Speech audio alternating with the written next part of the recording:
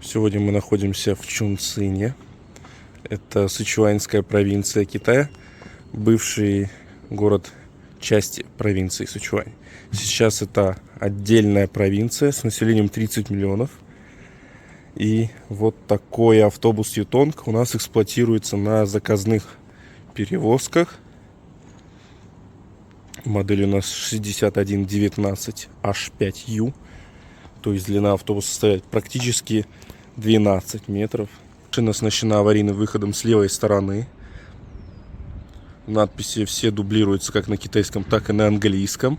На всякий случай, вдруг какие-нибудь иностранцы будут ехать в этом автобусе. Это у нас бортовой номер одного из парков. Автобус обслуживает Чунцинский университет. Один из автобусов автобусной транспортной компании Чунцина. Вот. Ютонги в Китае очень любят. Вот такой салон, самый стандартный для всех китайских автобусов. Вместимость 48 человек.